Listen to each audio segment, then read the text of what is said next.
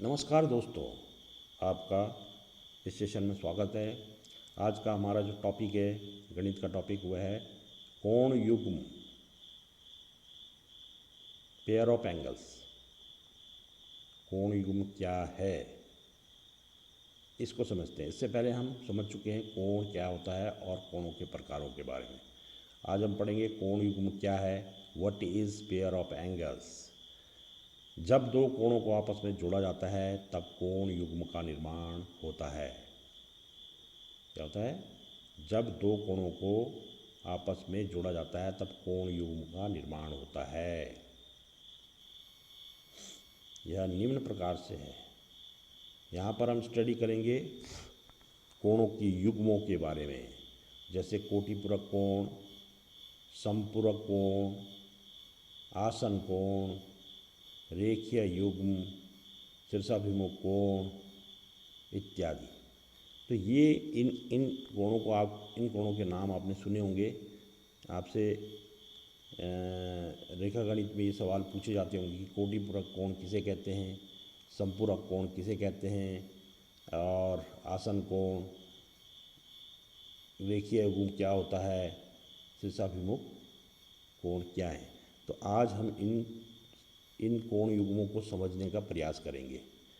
ठीक है, बहुत सारे बच्चे हाई स्कूल 10th में पढ़ रहे हैं, पुलिस का एग्ज़ाम की तैयारी कर रहे हैं या अन्य कॉम्पिटिटिव एग्ज़ाम की तैयारी कर रहे हैं।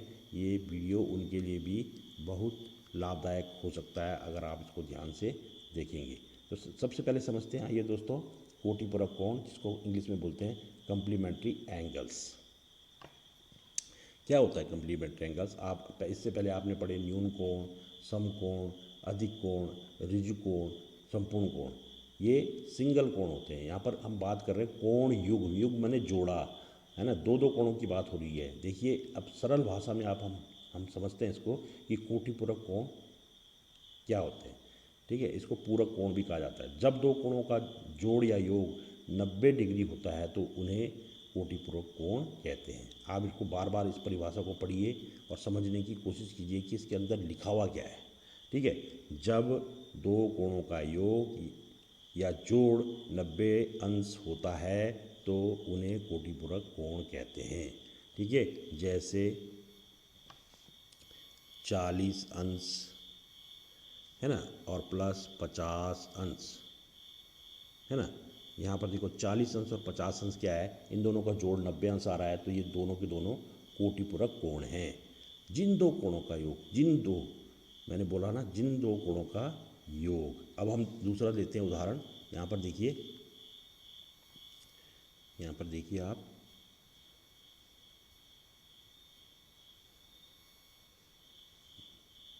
एक मिनट, अभी मैं ज़रा ये ब्रश लेता हूँ यहाँ से, इसमें मेरे को दिक्कत हो रही है। अब देखते हैं। देखो, दूसरा उदाहरण मैं बोला था आपको 30 अंश। ठीक है, एक दूसरा लिया हमने 60 अंश का कोण। इनका जोड़ा लिया हमने, दो कोणों का जोड़ा लिया है। युग्म माने जोड़ा।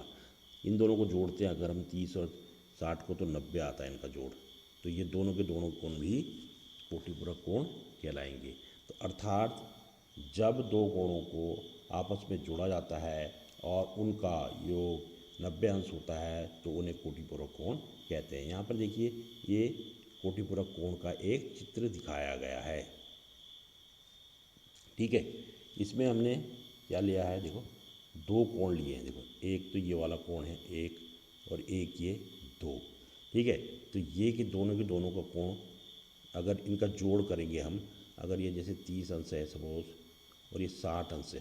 ठीक है, इन दोनों का योग कितना आ रहा है, 90 अगर आता, देखो 90, 30 और 60 90 है, तो ये क्या होंगे, दोनों के दोनों क्या होंगे,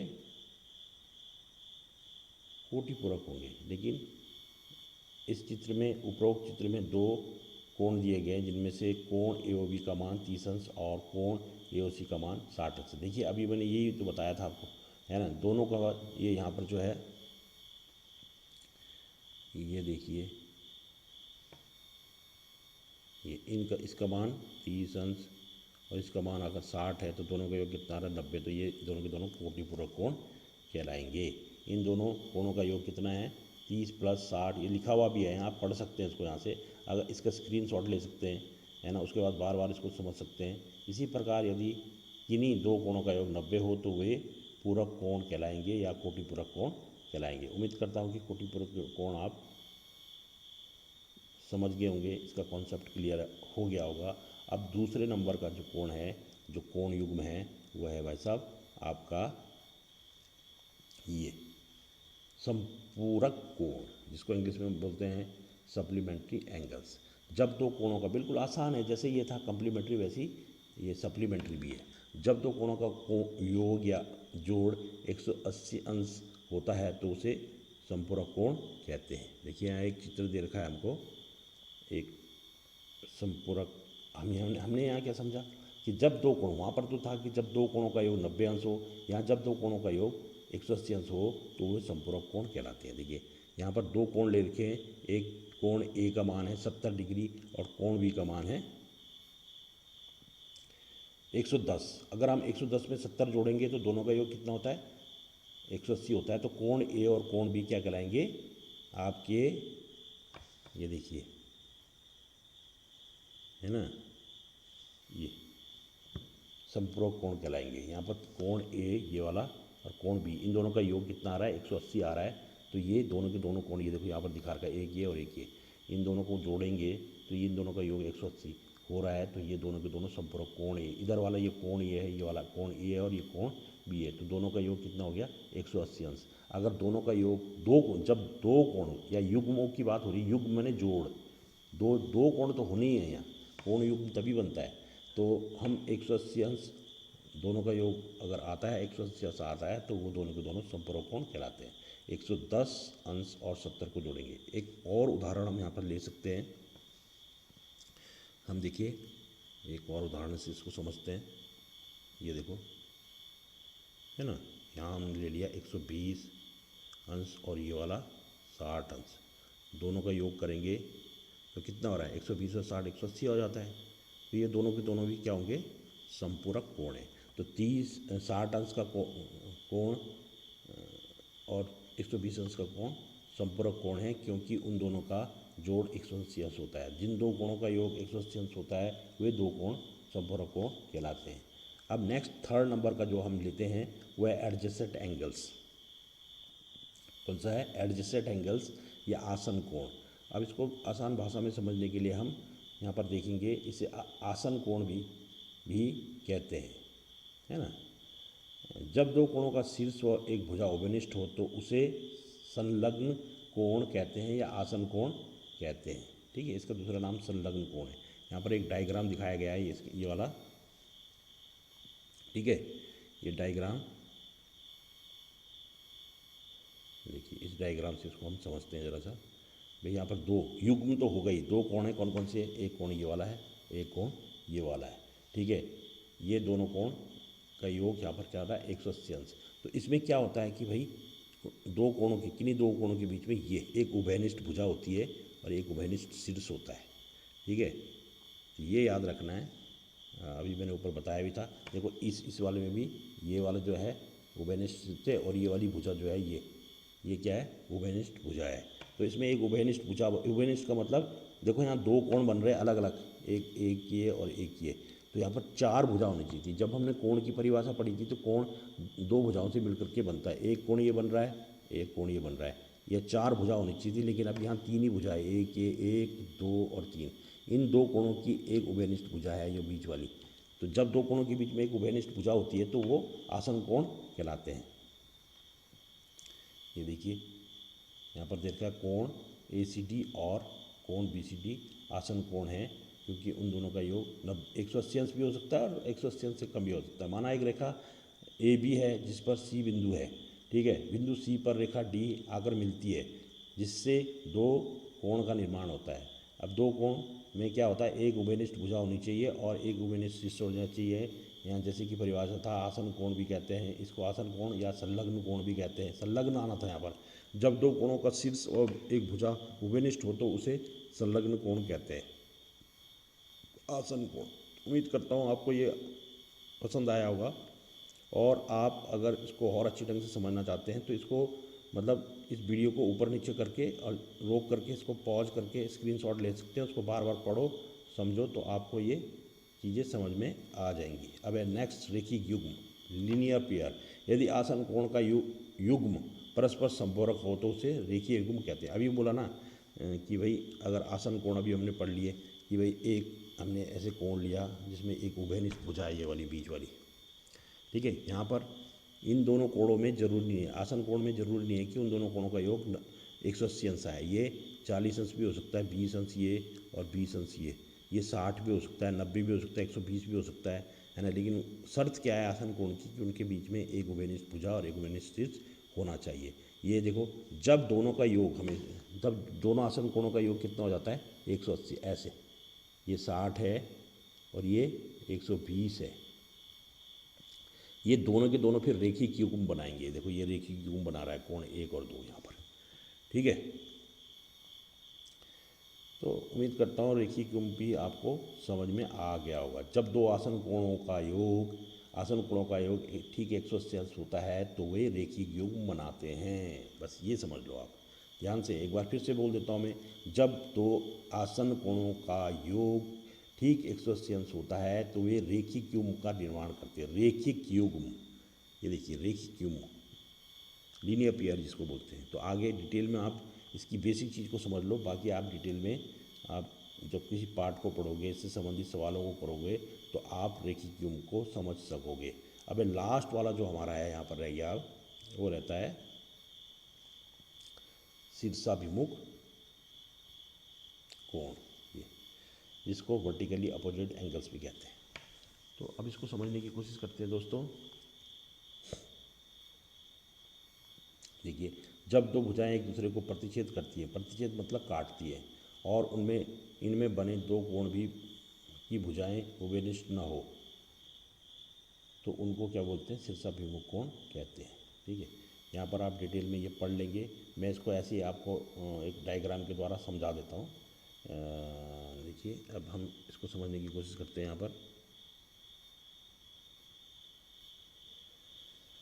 देखिए यहाँ पर हम दो रेखा जब एक दूसरे को प्रतिच्छेदित करती है, देखो दो रेखाएं जब एक दूसरे को प्रतिच्छेदित मतलब काटती है, एक ये काट रही है इस बिंदु पर, ठीक है। तो चार कोण बनते हैं पूरे, देखो ये कितने बनेंगे 1 2 3 और 4 कोण बन गए, ठीक है। अब ये दो कोण जो ऊपर का वाला ये कोण है, ये वाला, ये देखो ये वाला कोण और ये वाला कोण, ये देखो क्या है, जब दो भुजाएं एक दूसरे को प्रतिच्छेद करती है और उनमें से बने दो कोणों की भुजाएं उभयनिष्ठ ना हो, ये वाला कोण और ये वाला कोण, यहाँ पर उभयनिष्ठ भुजाएं नहीं है, तो ये दोनों के दोनों एक दूसरे के ठीक सामने भी होते हैं। 2 और 4 देखो 1 और 3, ये वाला और ये वाला, और ये दो इधर को दो कोण बना रहे हैं, देखो दो तो इधर को बन रहे हैं, है ना, ये दो इधर को बन रहे हैं और दो ऐसे बन रहे हैं नीचे को, उभयनिष्ठ भुजा नहीं है। उभयनिष्ठ का मतलब देखो यहाँ 1 2 3 4 है, 1 2 3 4, दो कोणों में 4 भुजाएं होगी, लेकिन अगर 3 भुजाएं बनेगी जैसे ये वाले कोण दो है तो ये वर्टिकली नहीं है, इसमें ऐसे बनेगा जब दो ये या सॉरी जब हमारा ये ऐसे बनता है, देखो ऐसे, ये देखो ये क्या है वर्टिकली अपोजिट एंगल नहीं है, शीर्षाभिमुख नहीं है। देखो 1 और 2, क्यों? क्योंकि इसमें एक उभयनिष्ठ भुजा है ना। अगर ये वाला कोण हम ऐसे दर्शाएंगे कि 1 को इधर बना दो और 2 को इधर बना दो, 1 ये है और 2 ये है, तो इनमें कॉमन भुजा कोई नहीं है, उभयनिष्ठ नहीं है, तो ये शीर्षाभिमुख कोण कहलाएंगे दोनों। ये देखो ऊपर 3 है और ये 4 है, तो ये भी शीर्षाभिमुख कोण कहलाएंगे। जब दो भुजाएं एक दूसरे को प्रतिच्छेद करती है और उनमें से बने दो कोणों की भुजाएं उभयनिष्ठ ना हो तो वे शीर्षाभिमुख कोण कहलाते हैं, ठीक है। यहाँ पर आपको ये एक डायग्राम दे रखा है देखो, और ए बी एक रेखाखंड है और सी डी एक रेखाखंड है, दोनों के दोनों वो क्या है यहाँ पर मिल रही हैं, इस बिंदु पर प्रतिच्छेद कर रहे हैं ऐसे, देखो ये इस बिंदु पर, ये 50 दे रखा है यहाँ पर, तो ये वाला कोण भी, और शीर्षाभिमुख कोण एक चीज़ों में आपस में बराबर भी होते हैं, तो ये भी 50 अंश होगा, ठीक है। अगर ये x है तो ये भी x ही होगा, ठीक है। तो इसका मतलब क्या होगा, जब दो भुजाएं एक दूसरे को किसी बिंदु पर काटती हैं तो वहाँ पर 4 कोण बनते हैं। एक दूसरे के ठीक आमने सामने के कोणों को शीर्षाभिमुख कोण कहते हैं। वे उनकी माप भी आपस में बराबर होती है। जैसे यहाँ x की माप x के बराबर है, 50 की माप 50 के बराबर है। शीर्षाभिमुख कोण आपस में बराबर होते हैं। दोस्तों, यदि आपको कोण युग्म क्या है पोस्ट अच्छी लगी हो तो कमेंट और शेयर अवश्य करें। धन्यवाद। और मेरे चैनल को इसी प्रकार की वीडियो को देखने के लिए ज़रूर सब्सक्राइब करें।